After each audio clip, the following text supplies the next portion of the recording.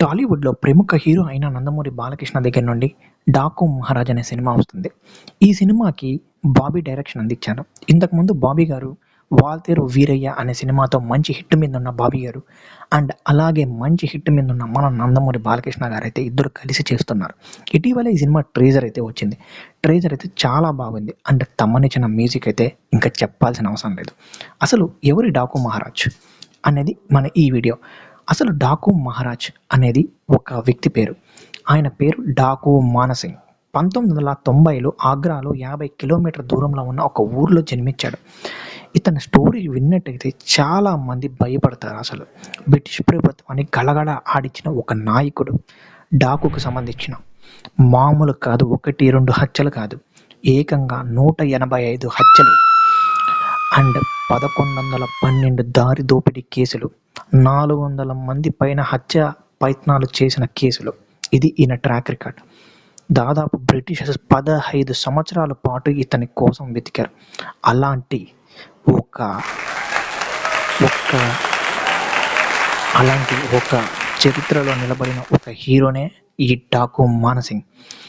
నిజం చెప్పాలంటే రాజ్యం లేని రాజుని కొన్ని వేల మందికి దేవుడిగా కొలుస్తున్నారు.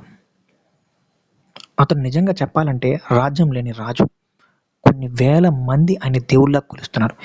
ఎన్ని దారి దోపిడీలు, ఎన్ని మర్డర్లు, ఎన్ని చేజింగ్లు, ఎన్ని కత్తులు, ఎంతమంది ప్రాణాలు తీశాడు. ఇతన్ని ఒక రాజుగా కొలిచేదానికి గల కారణం కూడా ఉంది. అది మన వీడియోలో చెప్తాం. అసలు మాన్సింగ్ ఎట్లా నేరస్తుడుగా అయ్యాడో అనేది మనం చెప్తాం. మాన్సింగ్ చిన్నప్పటి నుంచే నాయకత్వ లక్షణాలు కలిసి ఉండేవాడు. ఊరిలో ఎటువంటి చిన్న పంచాయతీ వచ్చినా తానే తీర్చేవాడు. ఇలా తన పంచాయతీని చూసి, తన ఎదుగుదల చూసి కొంతమంది రౌడీలు, వడ్డీ వ్యాపారాలకి నచ్చట్లేదు. దీంతో అతనిపై ఎలా అయినా జైల్లో వేయించాలని కుట్ర పంది ఆయన బ్రిటిషర్స్ ప్రభుత్వంతో ఆయన మీద కొన్ని కేసులు పెట్టి జైలుకి పంపించారు.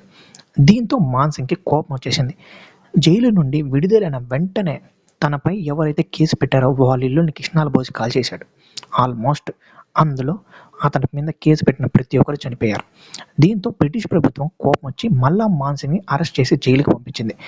మాన్సింగ్ జైల్లో ఉన్నప్పుడు అప్పటికి కొంతమంది వడ్డీ వ్యాపారాలు, రౌడీలు బ్రిటిషర్స్ మీద తిరుగుబాటు చేస్తున్నాడని మాన్సింగ్ మీద లేనిపోని చాడీలు చెప్పించేసి మాన్సింగ్కి 2 కొడుకులు ఉంటే 2 కొడుకుల్ని ఎన్కౌంటర్లో చంపేశారు.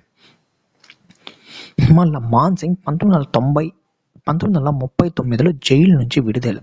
అప్పటి నుంచి ఒక సామాన్యుడు ప్రజలుగా అందరిలో కలిసిపోయాడు. ఉన్నట్టే తన కొడుకుని ఎవరైతే చంపారో, ఎవరైతే ఎన్కౌంటర్ చేశారో ఆ పోలీసుని నడి రోడ్లో నరికేశారు మాన్సింగ్. కానీ కొంతమంది ఇప్పటికీ ఆగ్రాకి 50 కిలోమీటర్ దూరంలో ఉన్న అతనికి గుడి కట్టారు. ఎందుకో తెలుసా? ఒక దారి దోపిడీ చేసినా సరే ఆయన చేసిన పనులు అలాంటివి. అది ఎట్లా ఆయనకి ఇంత క్రూడ్, ఇంత క్రిమినల్ అంటే ఇంత వ్యక్తిగతంగా విషయాలు తెలియకపోయినా ఆయన మీద ఎందుకు గుడి కట్టాల్సి వచ్చిందో, ఆయనకి అసలు ఎందుకు గుడి కట్టాల్సి వచ్చిందో ఈ వీడియోలో తెలుసుకుందాం. మళ్ళా మాన్సింగ్ దారి దోపిడీ చేసిన మాట వాస్తవమే. కానీ అలా సంపాదించిన డబ్బుల్ని ఎక్కువ మంచి పనుల కోసమే ఖర్చు చేసేవాడు. ధనికుని ఇల్లుల్ని దోచి పేదకులు జోబులు నింపేవాడు. ఆడవాళ్ళని చాలా గౌరవించేవాడు. ఇలా ఆ ఊర్లో ఎవరికైనా పెళ్ళి అయితే కూడా ఈయన డబ్బులు సహాయం చేసేవాడు. ఆ ఊరులంతా కలిసి ఈయనకి ఒక గుడి కట్టారు. అలా మాట్లాడుకుంటే మాన్సింగ్ చేసిన ఎన్నెన్నో మంచి పనులు అయితే ఉన్నాయి.